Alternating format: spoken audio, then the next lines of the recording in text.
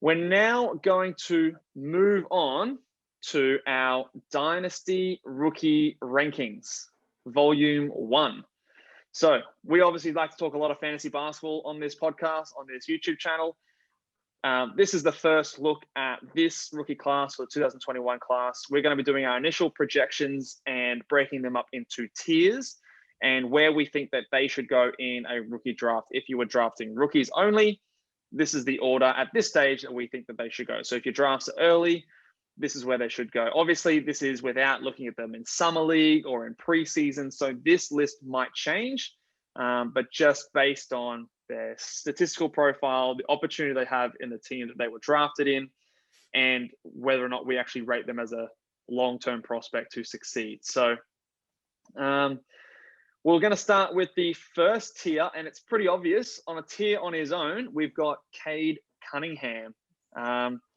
Personally, I think he is in a Dynasty startup draft, a top 12 player.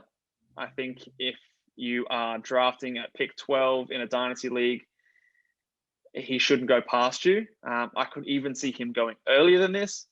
He might be a top 40 player next season. His floor is just so high and his upside is a first rounder safely. There's just not many holes to his game. What are your thoughts of Cade Cunningham from a fantasy point of view, Cal? Oh, he can definitely do it all. I mean, if you look at his stats in college, they shouldn't. I guess they'll change a bit. He'll probably get more game time as well. But the defensive stats are there. He put 0.8 blocks, 1.6 steals. He gets 20 points a game with 6 rebounds, about 3.5 assists. So yeah, I can see those. I can definitely expect him. He looks like a 26-5 kind of just waiting to happen with defensive stats. The turnovers will hurt you, but even the threes, he hits the threes as well. Yeah, he looks like a sure thing. He's not going to hurt you really at all with that free throw percentage. So he's a sure deal. Yeah, I'm picturing a statistical profile similar to that of a Luka Doncic, which with maybe like a little bit less scoring, but better free you're going to throws. have better free throws and you're going to have better steals. So that's the kind of level that we're talking about here. And you look at Luka, he is going off pick 1, pick 2 in Dynasty drafts at the moment. So that's the kind of level you're speaking about. So that's why I think that he is someone that shouldn't be going past pick 12 in a Dynasty startup league. You could even justify picking him at pick 9 or 10 if you're someone who's okay with starting with a bit of a rebuild, if that's where you want to start your Dynasty team. So if you've got the rookie draft, I think that you just draft Cade Cunningham. You don't think twice about it. Don't get fancy. Yes, he's the number 1 pick, but I think he's the safest pick by far. And that's why he is on a tier of his own. We'll move on quickly to the next one. So tier 2, and again, another player in his own tier. Evan Mobley is the player we're talking about from the Cleveland Cavs. Talk to me about Evan Mobley, and do you agree with me, Callum, that he should be in a tier on his own in tier 2? I do. I think it's Cade and him definitely at the top of the pack, and I do believe he's definitely ahead of the others, and that's predominantly because of his blocks. I think the block upside, which is huge in fantasy. He put up 2.9 a game at college. It's obviously there for him. His field goal is pretty good as well. Rebounds will be there. For a big man, his assists are actually pretty good as well. He's a great passer, yeah.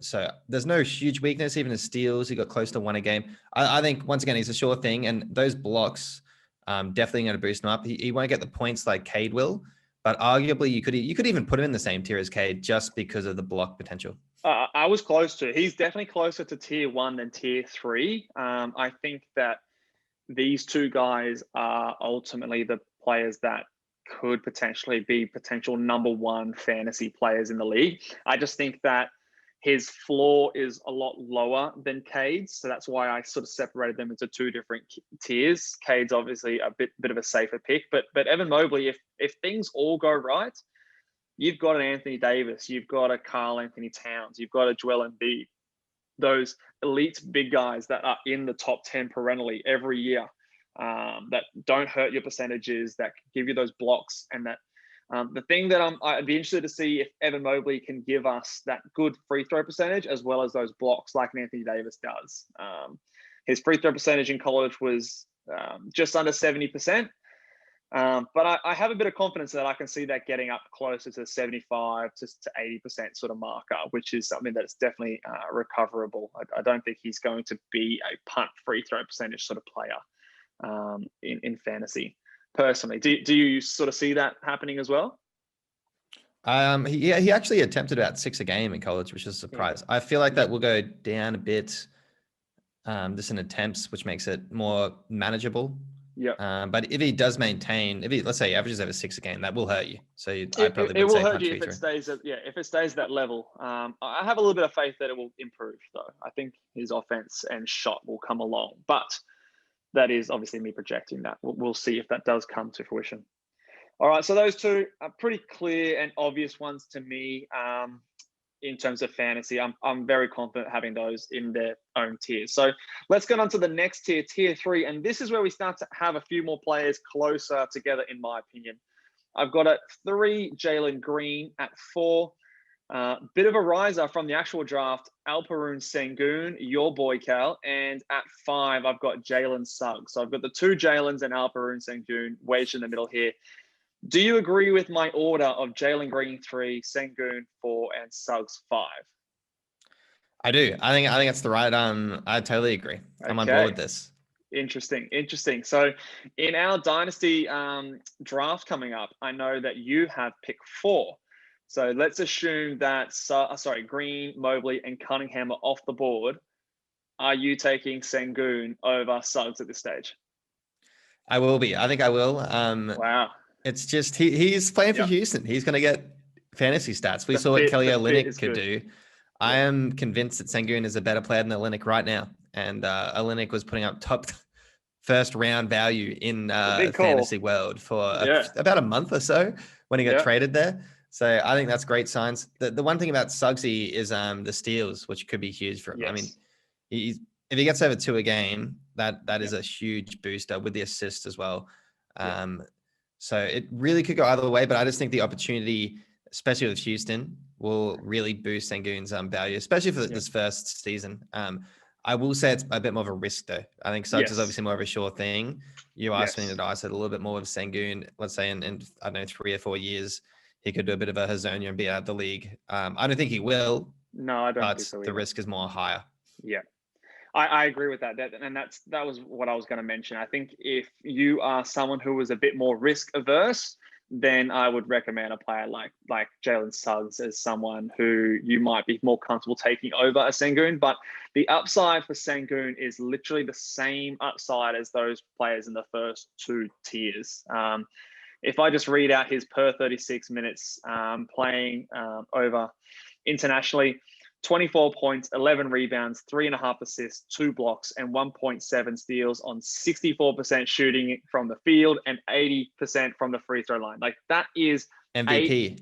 MVP. That is 7 categories in huge volume there that you just can't get anywhere else. Think about a DeMarcus Cousins with good percentages. That's the kind of level that we're talking about here from Alperen Sengun at his ceiling. So if everything goes well, and say he even gets a 3-point shot, you're again literally talking about a top 10 player in fantasy basketball. Now that's a ceiling. His floor is, a lot lower than some of these other guys. I can see that there is a world where he might not work out and he doesn't develop that 3-point shot and therefore can't get the minutes that it requires. But you've got a massive ceiling there. And I think at this point, that ceiling is too hard to ignore. So if you're okay with taking a bit of a risk, I think Sengun is fine to go around here. That is interesting. That is very interesting that you agree with me there. I was wondering how you would fall there. Do you think that you would take Green over Sengun? Yeah, I think I would, just because I just think that man is a walking 25 points. Yeah. And especially at Houston, I would not be surprised at all if he's top 3 in scoring this season. Just because he's at Houston. That's the main thing. He's at Houston. Okay. His field goal will be terrible, but we saw some players, average pretty crazy things. I think that's a bold statement. I'm not going to go that far, but I do think the man can put the ball in the basket. So I mean, we saw Kevin Porter Jr. put up 50 points in a game. That's correct. Yes, That's correct. We'll I see think how it Jalen goes. Green's got more talent than he does. So There's a lot of good scorers in the NBA, but yeah, I like in fantasy point of view, like points per game that's the name of the game, and it's hard to find those players that put up 25 plus points a game, which I think Green will be able to do. So from that point of view, yes, I think that's why I've got him at number 3. I worry about his assist generation. I worry about his blocks, field goal percentage compared to some of these other guys. He has some weaknesses. Some of the supporting stats, I'm not sure.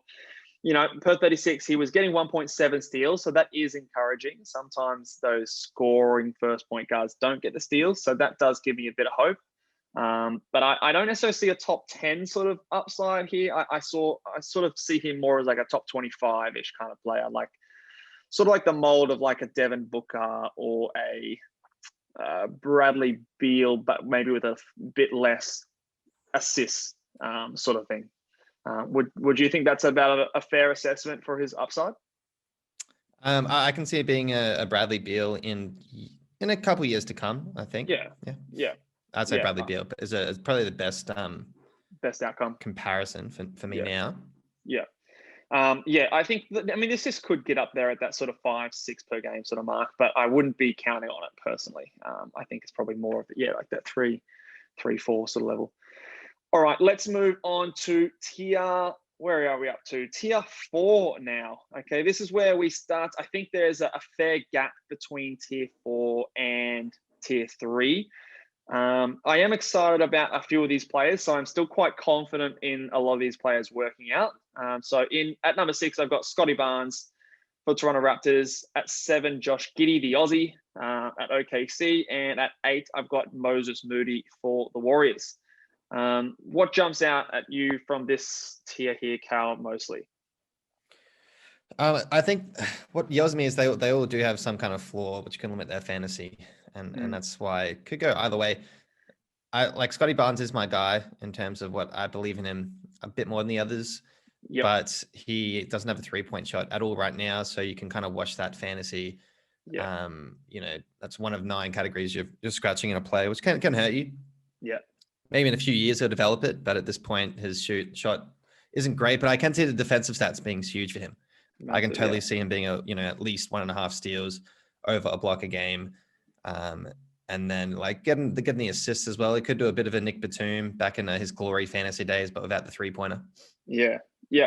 I think the comparison that gets thrown around statistically is like a Draymond Green. I don't know if I necessarily see that, when Draymond Green was at his peak, he was like a top 15 kind of player, getting positives in nearly every single category. His only weakness was the lack of points, but he was getting at least like a 3.5. He was getting a block and a half a game. I don't know if I see those kind of stats for Scotty Barnes. He also doesn't rebound quite as well as Green does. And so I don't know. I don't see his ceiling that high. However, I do, you're going to get a bunch of steals. You're going to get good field goal percentage, I imagine. You're going to get a decent level of out of position assists. The blocks will be there, around that block per game, I imagine. And then the rebounds, we'll see. We'll see how high they come depending on the roster. But the thing that encourages me is the Toronto Raptors development program. A lot of players from Toronto develop into good fantasy players. So that encourages me, but it also discourages me in a way that he's not going to feature early. I think it might take maybe a season or 2 before he really blossoms into what we are going to see him become. Would you agree with that assessment? Yeah, I definitely do agree with that. I think it wouldn't surprise me in a few years if he actually does get a reliable 3-point shot, just because the development in Toronto has always been outstanding. So he's landed in a great spot. If he's ever going to get, if he's ever going to get that 3, it's going to be in Toronto. So they're renowned for their player development over there. I think the best in the league, personally.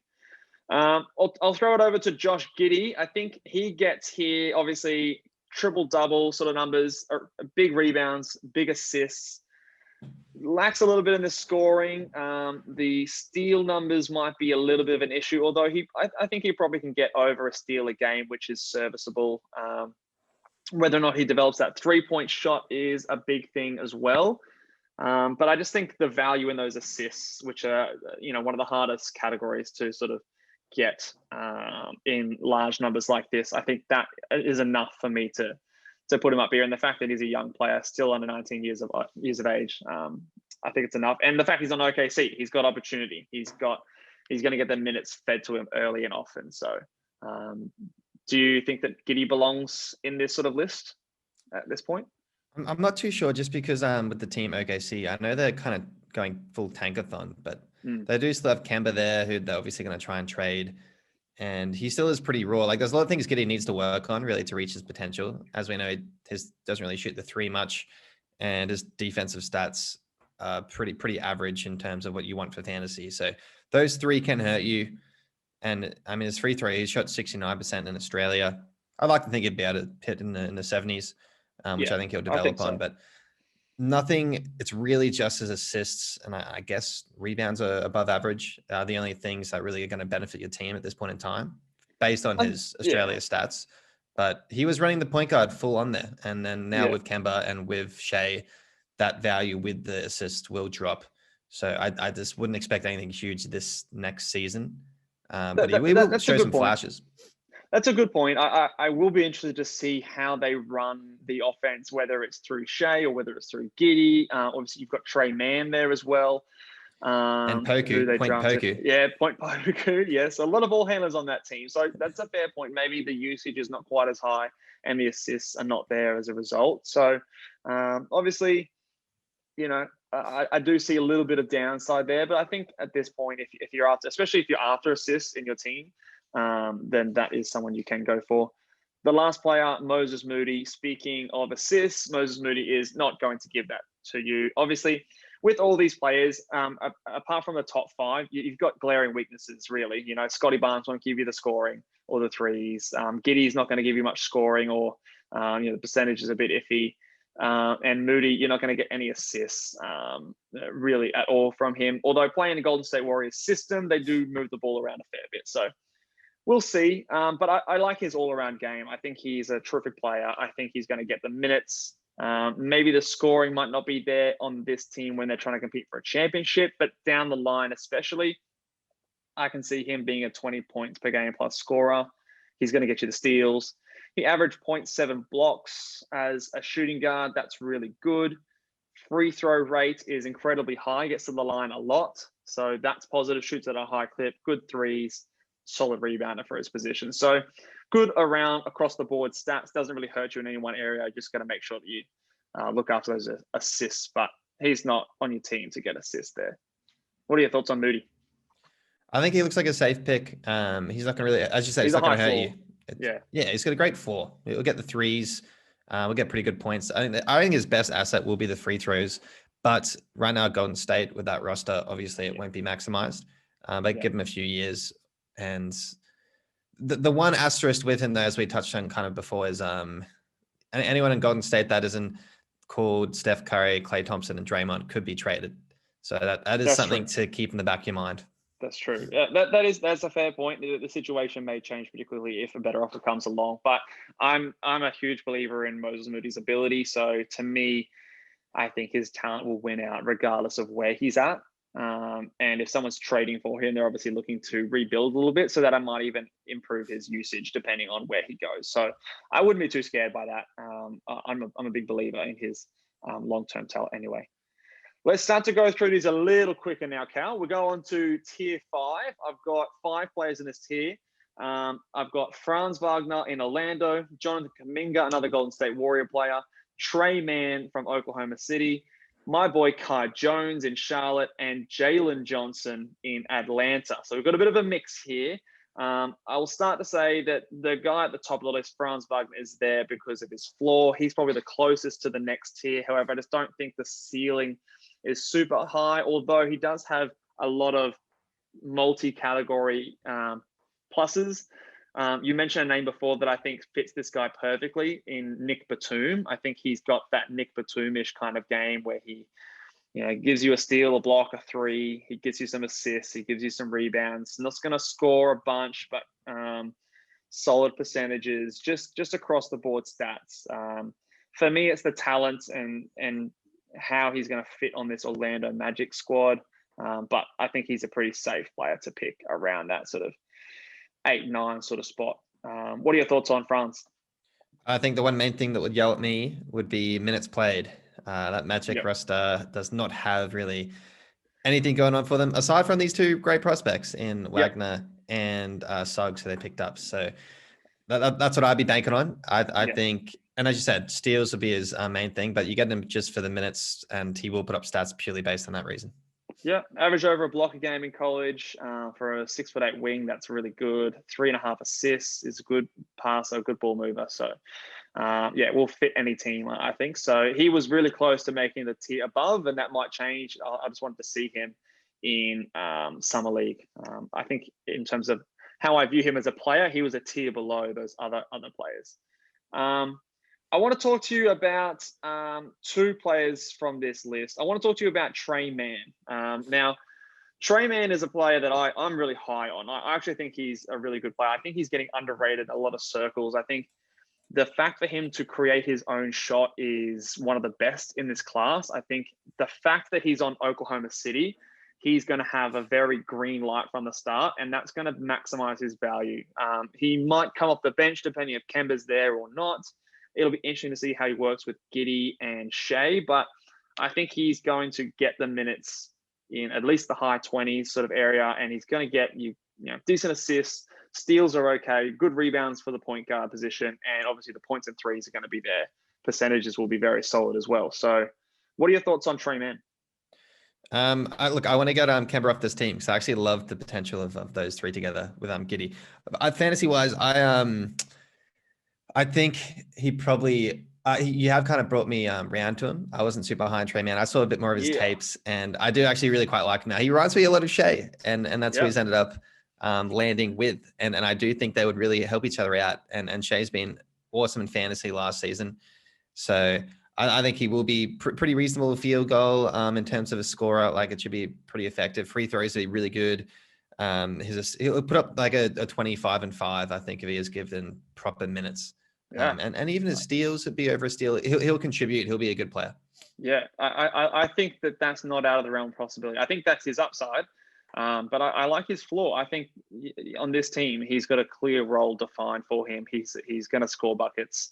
Even if it's just for the preseason, having Kemba Walker on that roster to, coach him through the NBA, get him working on his dribbling.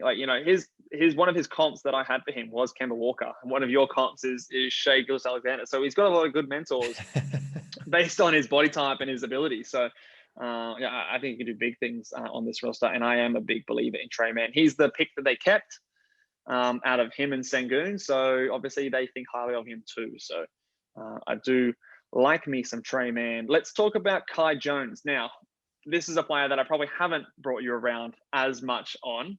What are your thoughts about my ranking of Kai Jones in this tier and at rank 12 in the rookies for fantasy? Once again, I am not a fan. I would not be drafting him very, very early on. At this point, he's definitely only really a backup center for a couple years. A couple years? A couple years. I think one. I think 1 year, and then halfway through the next year he's starting. Personally, because I don't know. The big Mason Plumlee, he's still getting paid. He's got a big contract.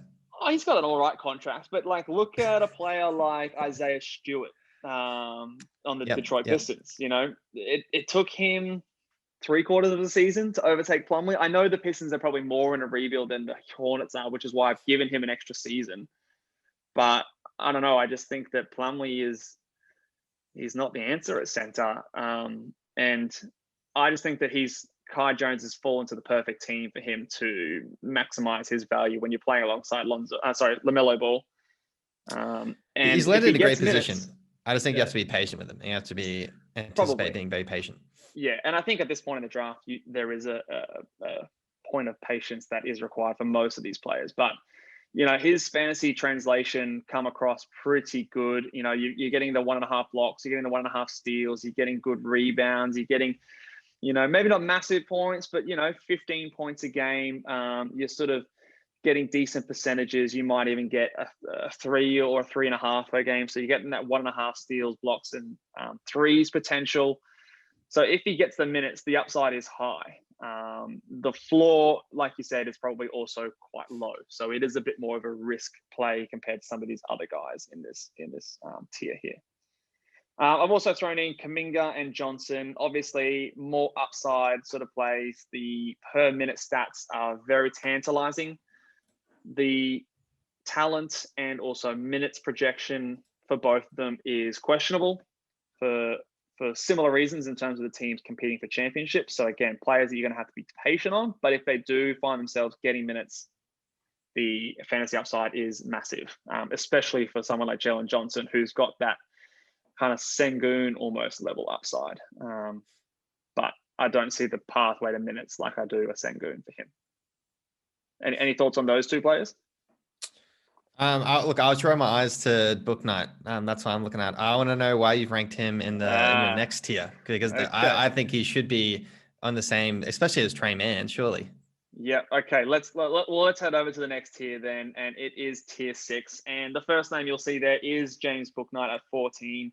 I've got Bones Highland 15, Isaiah Jackson at 16, Usman Garuba 17, and at 18 I've got Zaire Williams. James Bouknight, I'm just not a fan. I don't know. There's something. I know he is a bucket. He's a hooper. He can ball. Whatever you want to say about the guy, but to me, compared to someone like a Trey Mann, I think the opportunity is less. I think that the percentages were worse, especially from 3-point percentage. I don't think he's quite as good a creator as Trey Mann. And I also don't think the assists will be there as well. So for that reason, that's why he's a tier below Trey Mann for me. A lot of people will disagree. A lot of people seem to like James Bouknight, and I'm okay and prepared to be wrong here. I don't think I've ranked him extremely low. I mean, 14th in my list, I think is still pretty high. I just don't see a huge upside fantasy-wise because I think scoring's the main thing he does, and outside of that, there's not a whole lot that I like. Everyone needs scoring in fantasy. I'll make that very clear. And the man can get a bucket. True. That's what he's known for, right? But is he going to be scoring points over LaMelo and all the Gordon Hayward and all these other guys on the team? Like, I don't see it as much. I reckon you're drafting him because some people had him, going 6th as like the 6th best prospect. He's a good player, and the one thing you'd be banking on is some kind of trade. There's no way they can maintain that backcourt out in Charlotte with I mean, they have so many other Bouknight equivalents in Rozier and Graham and Monk. So I think they have something to move there. They're obviously going to keep LaMelo, but him and LaMelo could work really well together. And I think him cutting to the rim, his assists is probably the knock against him. I will admit that, but he can get a bucket. He can be pretty efficient because he doesn't take high 3-pointers. Actually, I take that back. He took 5 3-pointers a game and shot them pretty inefficiently. So if he can actually pick that up and shoot like a reasonable 35 or something %, then that's only going to make his other stats look even better in terms of field goal. So. I guess I am coming from the point of view that I'm not confident in his ability to do that. I mean, yes, he could, and he could prove me wrong. I just am hedging my bets a little bit here that I've seen a player like Trey Mann do it already, and I haven't seen it from Bouknight. There's a lot of times that we just expect players to get better at shooting, and Bouknight could do that. And by all reports, he's doing well in shoot around and things like that. Like, and in those workouts, I want to see it on an NBA court. I want to see it in NBA pacing with NBA defenses, and I just am not willing to draft him higher than this because there's other deficiencies in percentages and steals and assists. There's no blocks. He gives me points and potentially threes inefficiently, maybe good free throw percentage on high volume. Rebounds are okay. Like to me, it's pretty empty outside of that, but I could be wrong. Let's talk about some of these other guys. I want to highlight Isaiah Jackson, who got drafted by the Indiana Pacers. I love this guy's fantasy game. This guy's fantasy game is one of the highest we've seen, but just the path to minutes is so difficult for that Indiana team. They just seem to love their bigs and just hide them behind their other bigs. I don't know. They've got Turner, they've got Sabonis, they've got Goga Badatse, and now they've got Isaiah Jackson. So You know, 4.5 blocks per 36 minutes is huge, obviously. But, you know, when's he going to get starting minutes? When is that going to happen? How patient are you going to have to be? So he could potentially be higher than this if there was a move that happens before the start of the season. But yeah, what are your thoughts on Isaiah Jackson and his potential upside versus minutes logjam? I think the perfect comparison to him is Robert Williams. Found Yeah. hard to get minutes. When he had minutes, got really good blocks. It was awesome for fantasy. Got a bit of injuries. I like to think that wouldn't be the case for Isaiah Jackson, but I feel like that's where we're headed. I feel like we're headed for like a kind of somewhat a waiver wire pick potentially, where if he's getting minutes, he'll give you blocks, but for the most part, his minutes will probably be pretty low to start.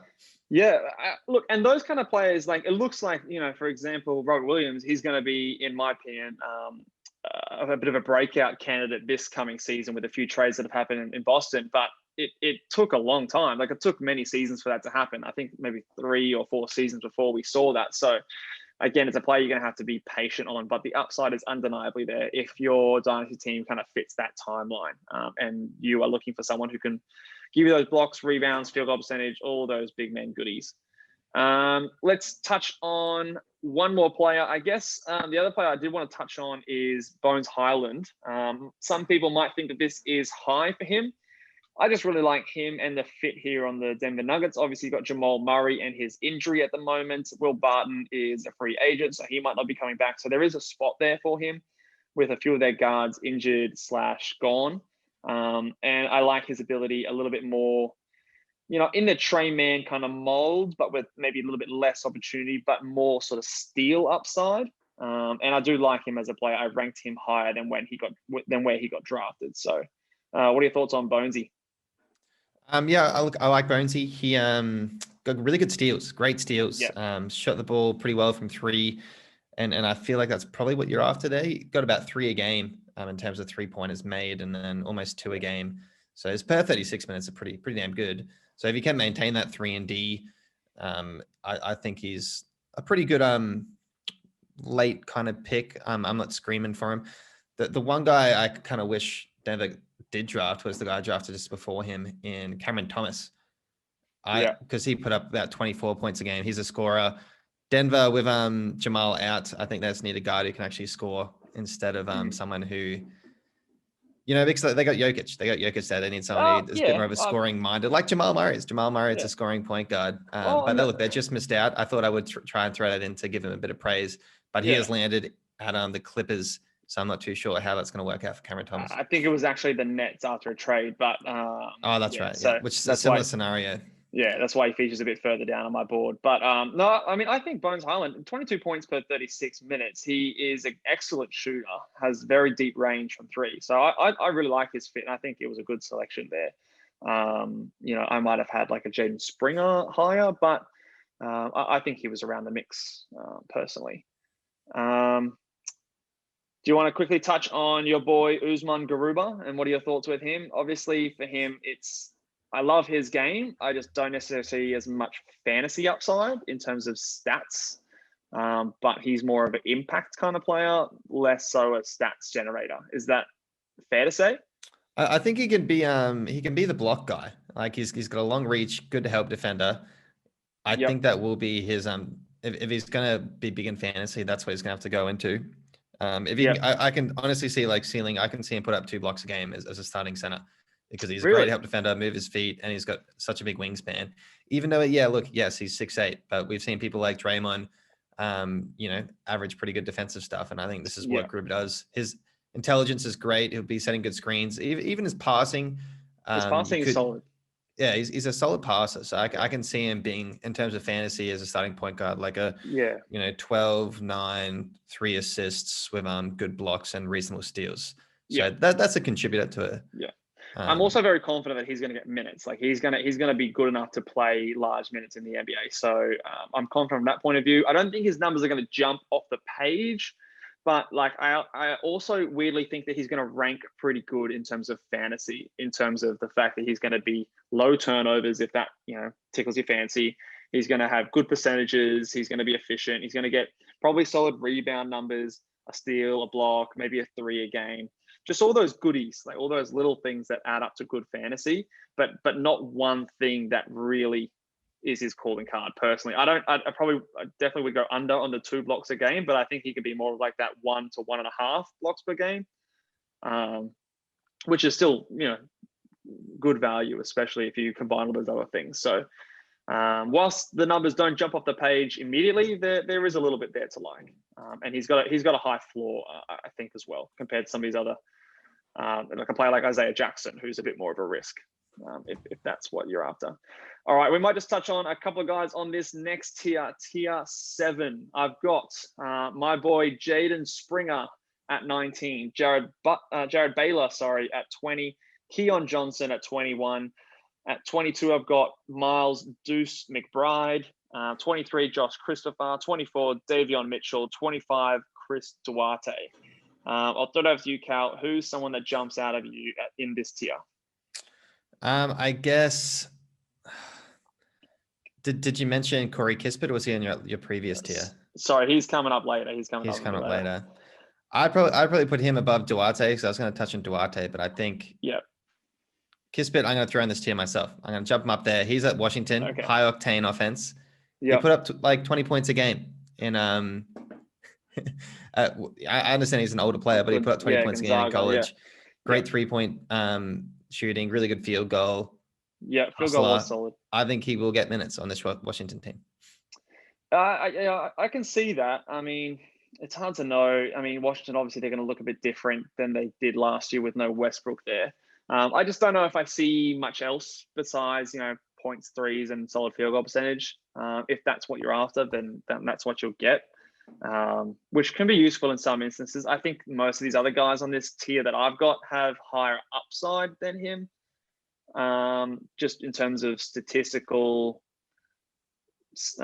variety, I would say.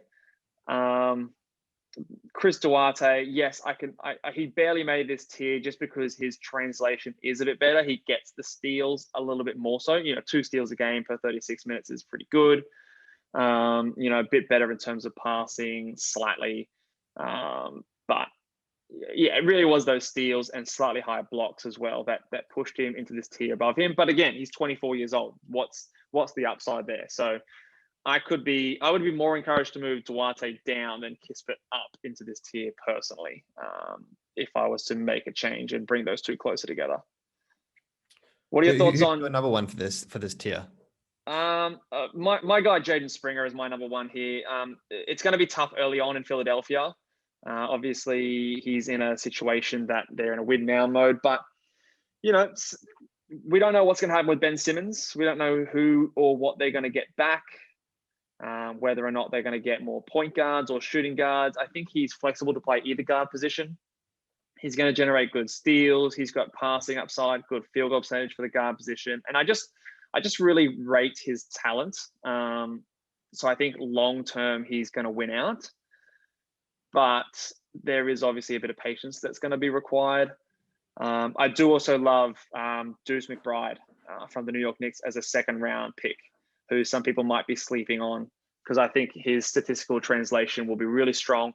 Might struggle with Tibbs early on. Tibbs is famous for not playing rookies, but I do think that when he gets minutes, he'll put up some good numbers, because I think his defense is going to serve him very well in terms of fantasy. And that's one thing that will help him with Tibbs. So to 2 steals a game, pretty much for his college career, which is pretty respectable. Yeah.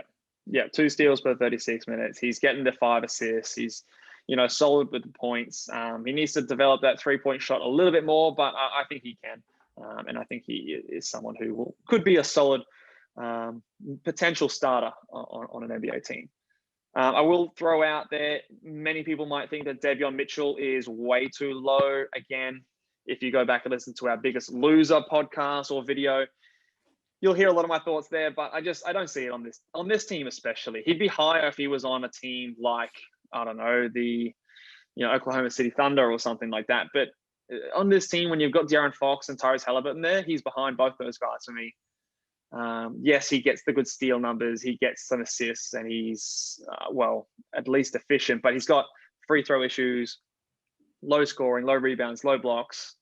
I'm not sold on the 3-pointer. So I just, and he's old. He is older. So the upside in terms of growth isn't there as much as these other guys. So that's why he is here.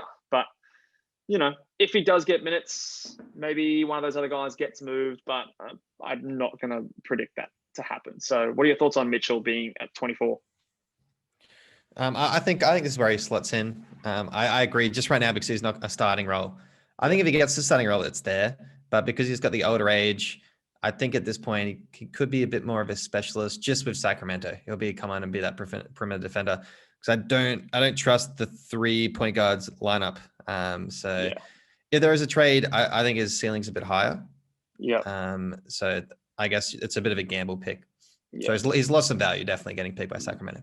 Yeah. And I wasn't high on him to begin with. If anything, I could actually see it moving down my board. But here's where he is at the moment. Let's go on to tier 8 and the final tier that we're going to do today because we're doing a top 30. And I've got Sharif Cooper, JT Thor, Cameron Thomas, Trey Murphy III, and Corey Kispert to round out the top 30 rookies in Dynasty Fantasy. A couple of high upside guys here, a couple of flyer types that obviously you're going to need to be patient with, and also a couple of boring safe picks in Trey Murphy and Corey Kispert. What are your thoughts, or what grabs your attention in this tier, our last tier tonight here, Cal? I kind of, out of all those, let's go with Trey Murphy. He's still got a bit of a ceiling. He shot it pretty well. His 3-point field goal is 43%.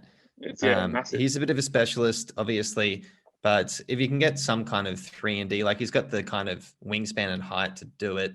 So if he unlocks it on that end, on the defensive side, that probably would be the ceiling you're hoping for. Yeah, you need that good defense to translate to defensive stats, which it did in college. It doesn't mean that it won't. I have seen it happen in the past where, they're a good defender in college. They haven't quite got the numbers there, but then it starts to translate in the league. He's obviously got the wingspan. I could see him averaging like a steal and a half a game, close to a block a game. And if he gets, a few threes per game, you've got that kind of like Trevor Ariza kind of mold sort of thing, which can have use. So I like that. I think, I like that shout as like a blend of high floor, somewhat of a ceiling if it all works out. What are your thoughts on Sharif Cooper? Obviously, pick 48 in the draft. You often don't see someone pick 48 rise up to 26 on someone's board, but before the draft, he was a lot higher than this for me. Was it the Hawks? Is that where he ended up? Yeah, Atlanta, which is why he's dropped as far down as he has for me. If it wasn't for the fact that he's behind Trae Young, he'd be higher on my board.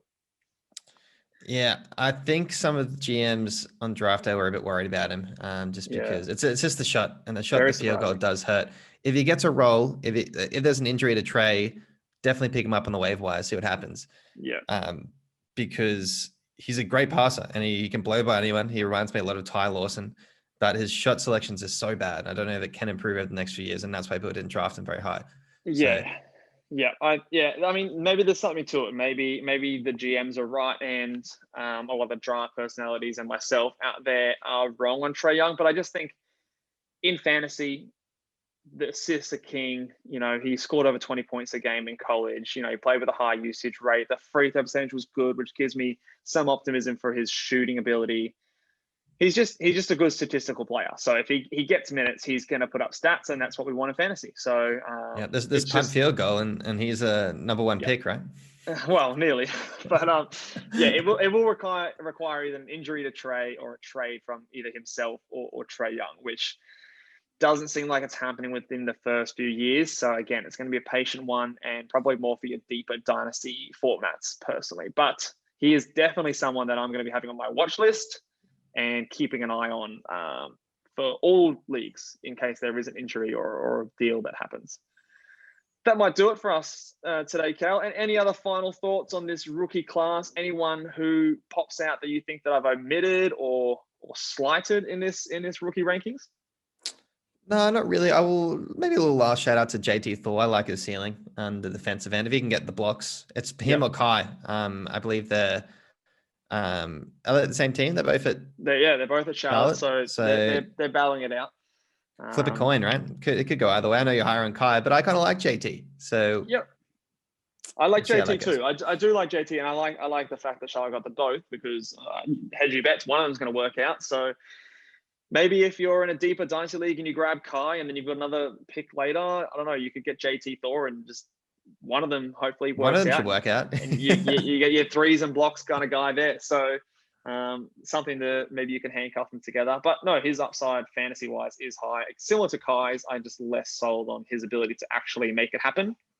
But if it does, it does have some upside, and that's why he's a good swing at this point. So good shout there. Alrighty, we will call it there, guys. If you are watching along on YouTube, please make sure you comment. Let us know any questions you have leading into the next fantasy season. We're going to start to ramp up the fantasy content again. Free agency is coming out soon, so we'll be going to be dissecting all the moves, all the trades, all the signings, and how they impact fantasy. And before you know it, we're going to have our rankings, our tiers, and all that fantasy good stuff coming into next season. So hit the subscribe button, hit that bell so you get notified, and we will catch you guys next time. Laters.